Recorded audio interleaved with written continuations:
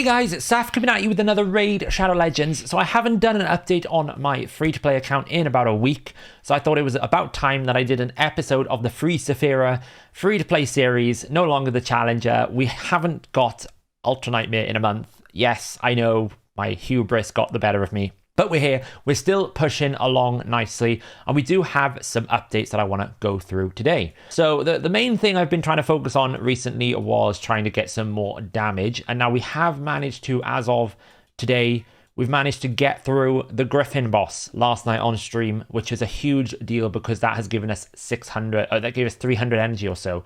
And now we should be able to do this boss here quite comfortably. So this means now we can hopefully keep climbing the Doom Tower before it resets. I'm pretty sure this Magma Dragon is going to be pretty straightforward for me. We just need to bring a decreased attack, our usual team here. This is kind of like my standard core 5-man dungeon team. We pretty much just work our way through the entire dungeon here and just kill it all off. These waves here are not so bad, unlike the Griffin boss, which had Krisks and Norogs, and it was just a nightmare to try and get through. We probably don't need the Hospital here like we did on the last wave. We needed the Hospital to get through the waves on the Griffin boss. Here, probably not so important, but we might as well just keep this going here. Smash this through. Hospital has turned into such a hard carry for my account. I cannot tell you how strong his A2 is, being on a 3-turn cooldown, 75% chance to stun. It just means that wave content is pretty much like I can auto most of the Doom Tower floors. A lot of the floors that other people were struggling with, I just stun them and I kill them. It's so much easier with Hospital. So I'm very happy that I chose Hospital as one of my first 6-star champions on this account. And he was a fusion. I think he was a fusion epic pretty recently. So I haven't fused him on my main account yet. So I'm glad I had an opportunity to actually test him on the free-to-play. So we get to the boss pretty comfortably. I think this is going to be such a cakewalk. We are negative affinity, which is a bit of a problem here. We can use our extra turn abilities, unlike the Griffin boss. We can throw out more poisons here. We can basically put a resistance increased defense buff up. Now, the one thing we need to make sure we don't use is the Coffin Smasher's A3 here, because obviously if you give him HP burn, then he is going to give himself continuous heal, and we don't really want to do that. So this is just a case of tanking our way through. We probably should have cleansed the Hex, although I'm pretty sure when you cleanse the Hex, it moves it around, right? Whenever they remove a Hex debuffs, yeah. So we can kind of cleanse the Hex if we want to, but it will just move it around, so it's probably not a good idea to do so. We can just tank it. I'm not autoing because I forgot to turn off the Coffin Smasher's A3 and I don't want to give it continuous heals, so we're having a manual list just to get through that. Orogrim is now in a relentless build. I'll show you some of the build updates that we've got momentarily once we finish this, but he's now in a relentless build, which means that he is able to do a lot more work, and we've almost got him fully booked. We have enough books for it, which has meant that Orogrim now is actually a champion in Raid Shadow Legends. The biggest discovery that I've made with the free-to-play series, the value of books versus with my main account, which just has books for days, is huge. It's so big. Even ascending a champion has made a massive difference to a lot of champions. Without ascending Deacon, we don't get that extra turn. It makes a huge difference to his ability. All right, just doing this into the decreased defense means you just don't have to make those decisions. So I'm going to finish this boss up now. You can see I can probably put this on auto farm once I disable Coffin Smasher's A2. And it is a pretty free win. So I'll be jumping back into this once I finish this boss. The difference between floor 50 and floor 60 boss is insane. That was just like so much easier to do. But it does mean now that I can farm for the last 3 days or so a boss that is going to give me epic materials in the Forge. Even if the Fatal set is not necessarily the best set in the game, it's still ability to create 4 to 5-star gear, which I couldn't create before, which is a massive difference. So we'll be able to farm that set now, and we also have all of these floors to climb up to. So we hopefully, what have we got? 3 days, 19 hours. So we can definitely get up to floor 69, and then on reset, which would be midnight, we can get up to floor 79 if we can get through boss 70, which would be a challenge. So potentially we could get up to floor 89, but then I think we're going to get stuck at Griffin 90. I think I'm going to struggle on it just as much as I struggled on Griffin 50. So just the energy alone, the different gem costs, like I picked up chickens, 4-star chickens, 5-star chickens. You know, there's rewards here that make this so much more valuable to do. So I'll be finishing this up today, and hopefully we'll be able to get climbing. So Doom Tower has progressed. We've got somewhere, finally, with Doom Tower. Orogrim now is in a relentless gear. I got 6-star legendary relentless gear from the Alton tournament. I won the Alton tournament. I haven't figured out how to use Alton, We're going to talk about him in a minute. But I did get 6-star legendary gear, and I got some pretty good rolls. Defense percentage with double speed, double HP. We've got some boots over here with resistance defense, which is great. We've got him in resistance, accuracy, speed, triple defense percentage. We've also got double accuracy here. So we're still working on a better chest for him. We do have an accuracy amulet, which is great. An accuracy banner, which is great. Although it doesn't have any speed, it's better than nothing. We do have a defense banner if we wanted to, but we kind of need the accuracy at the moment. And then we just have accuracy resistance in the amulet, and then we just got a defense and HP. We're working on masteries. I'm probably going to have to redo his masteries. Masteries is still a work in progress on the free to play. I haven't pushed him as much as everyone else, but you can see I've almost fully booked him. But being relentless now, he's getting close to that position where he can carry me through dungeons. We've got about 208 resistance, 226 accuracy. We need more resistance, but we're getting there. We're climbing. Kale is still in his normal build. I do have a higher resistance build for Kale to be able to solo Dragon 10 with much more confidence. We've moved a few stats over to Deacon, like he's sitting on this this HP relentless gear. We've also got like some defense percentage gloves here. He has got a 6-star ring, which is decent. We've got that from the clan gold. He's about 199 speed, 209 accuracy, but nothing like, he's not properly built yet. Hoscaril is also getting there, but again, not properly built. He's at 2k defense with, we're trying to get some crit rate, some speed on him. We haven't really built them around clan boss yet. That's the next goal. Coffin Smasher is currently sitting with a decent triple roll defense percentage chest. We've got some pretty good luck there, and we are around 164 speed, but still pretty slow, right? He's not got 6-star speed boots yet. That's something I need to start farming. I've been doing more and more Dragon. As you can see, I've got some 6-star gear here. We've got some relatively okay speed gear. We've got a double roll there. And now we have got a new fastest champion. Diabolist now is at 244 speed. If I really wanted to, I could push Diabolist all the way up to 270 to 280 speed if I 6-starred her with a banner. But she's got 6-star boots. We've got some double roll shield there. We've got the triple roll helmet, single roll there. That could probably be improved once I pick up a better weapon. We haven't got a better weapon at the moment. We have an 8 there, but it's not that much better. And then we got some gloves here again. If I actually get some gloves with speed, we'll be prioritizing that. So that's different improvements we can have. Rhonda is getting used less, but she still is controlling some of my decent relentless gear. I'm bit by bit rebuilding all my champions now into the positions they need to go. My goal is Deacon is going to become a clan boss booster. Kale is the clan boss poisoner. Arogrim will be the dungeon poisoner. And then Gembo is going to become my arena nuker. And I do have enough food with a 5-star chicken to make Gembo a 6-star when he's ready. So that's where we're kind of at with that. Now, Alton of the Shell, we managed to win him from the training tournament. One of the things I've discovered about Alton of the Shell, this A2 doesn't actually do anything of any substance if he hasn't got a debuff.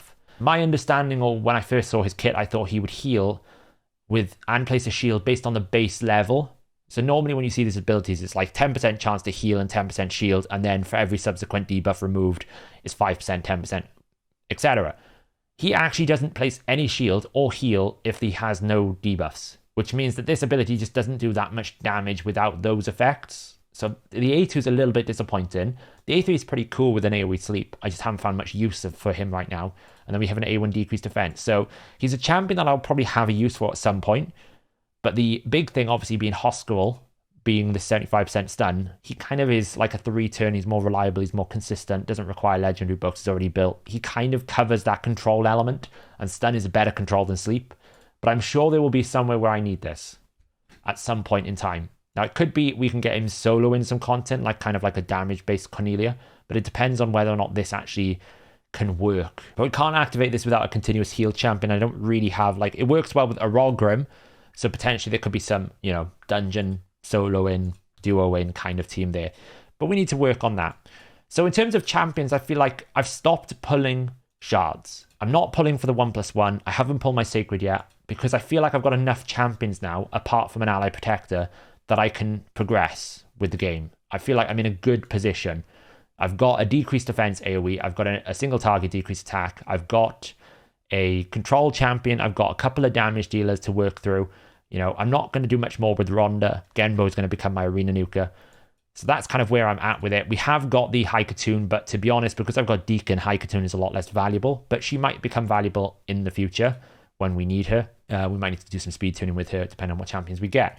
So yeah, so that's kind of like where we're at with the champions. We're currently doing events where we can do events. We've done a few dungeon divers because of missions. I did a bit of dragon. And I'm trying to get like the anniversary tokens, because obviously you do still get a decent amount of rewards from this Titan event, even though we're never going to finish it because free to play started later and all that kind of details. But certainly like the artifact enhancement, I've been trying to get to like a little bit of the energy. The dungeon divers, we picked up a bit from doing dragon. I'll probably do a bit more dragon to get the anniversary tokens in this tournament, because we had a mission to basically get 15. We had one of those awkward missions where you had to get 15 5 or 6 star from Dragon 13. So we're now, again, we're potion gated on missions. This is the big thing with this free to play. And most early accounts, you get gated by missions you just can't do yet. So we've got to wait until tomorrow until we can do Magic Keep. And then we'll be able to progress that. We've already done this. So you can see then we're going to start really ramping up. And then the next gate is going to be Arena, which is still it's a struggle. It is a struggle. I don't have enough damage in my Kale to be able to compete with a lot of these teams. Some of them I can one-shot and kill, like this team here potentially, but the Santa is always going to be very difficult to kill. We just don't quite have enough damage. So it is a lot of refreshing and hoping we get teams like this who can kind of help me out and get me climbing. I got to around about 2,500 points last night, but then the reset comes in, you lose about 100 points on reset. So I'm currently in the position where I'm trying to farm a little bit of coins, try and get myself out of goal 2. Once we get into goal 4, the team options open up a lot more because you have more active players. Like this team here, I probably am not fast enough and I don't have enough damage because they're just 60s. They're a bit tankier, right? I'm pretty sure if we try this as an example, this would be the team I'd have to run because my speed is on my Diabolist. Has Kale got enough innate damage in him to kill it? We're not even fast enough, which means this is we might be able to cut in here. We might have a chance. Does he have enough? Not quite. And that is the problem that I've got right now. Until I get Gembo built up, Arena is a difficult situation to be in because we just don't have the damage. We're going to get absolutely slaughtered by this Gembo in a second, I think. Here he goes. One shot. Oh, we didn't quite die, but we might get a turn. We're not going to get another turn, though. There we go. So that's the problem. If I had Gembo, we probably one-shot that wave because we can reduce our crit rate. We can get some more innate damage. We still need the increased crit attack, but we get that from the Spirit Host. So I'm struggling to beat some of these teams that I know I could probably beat on speed races because I just don't have the damage yet. Once I have the damage, we have a chance. So Arena is still a problem. But we are climbing Doom Tower. We're still hitting Brutal Clan Boss because I haven't really put any focus or attention into building a proper speed tune until I get an Ally Protector. And the next focus that I'm probably going to be doing is actually Nightmare Campaign. Because in Nightmare Campaign, you get access to 6-star, 6-speed artifacts. And in the next branch, you get 3 5-star chickens. So if you can be efficient about your energy usage and get the stars, it's probably going to be the same amount of energy that it requires for you to get the food to farm in the campaign. So we will probably be trying to get some higher up here. We also get more gems. We get a bunch of silver, which will be helpful. You can see I've started doing some of it. I got up to like Palace of Aravia, but it gets pretty tricky up here, right? We probably need to run Deacon, Arogrim, Hoscarol, and Kale to be able to do this. So we have to kind of like, ideally we want to run it with, if we can't run it with 2, we want to run it with 4 that can survive, so that we get the 2 stars. You want to try and get as many stars as you want. Eventually, champions will be able to come in here and just like one-shot all this. But you can see I haven't quite got enough to one-shot the wave, which means probably I either have to A2 or A1. So I probably need to A1 here to try and stop my allies dying. That extra A1 turn there is really helpful. One of the marksmen is going to die. They do hit really hard in Nightmare Campaign, even at stage 6. It kind of, the first 4 stages of Nightmare Campaign are okay.